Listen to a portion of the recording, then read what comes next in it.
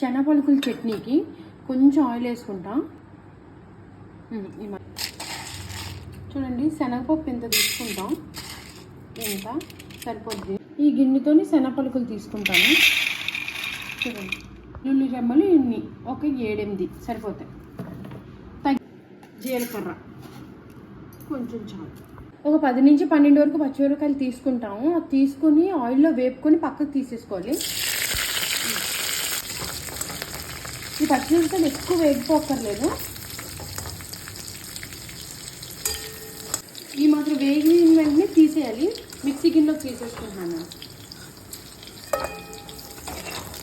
తర్వాత ఈ పచ్చిశనగపప్పుని పలుకులు వేసేయాలి.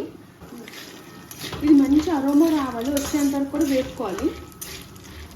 ఇది అరోమా రావడం స్టార్ట్ అవుతుంది, చిటపట్లాడుతుంది కూడా. ఆ టైంలో మనం ఈ జీలకర్ర, ఈ వెల్లుల్లిపాయ రెమ్మలు వేసుకొని జస్ట్ 1 మినిట్ అలా వేసుకొని మిక్సీ జార్లో వేసుకోవాలి. ఇప్పుడు మనం మిక్సీ జార్లో తీసుకుంటాం, గ్యాస్ ఆఫ్ చేసేయాలి. ఇంకోటి ఏంటంటే ఈ ప్రాసెస్ అంతా కూడా సిమ్లో పెట్టే చేయాలి. ఇందులో ఇప్పుడు కొంచెం ఉప్పు వేసుకొని చల్లారాక అప్పుడు మనం మిక్సీ పట్టాలి.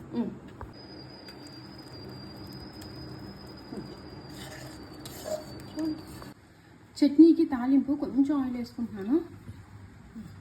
ఈ చట్నీకి తాలింపు ఆవాలు, ఎండుమిరపకాయలు, కరివేపాకు అంతే.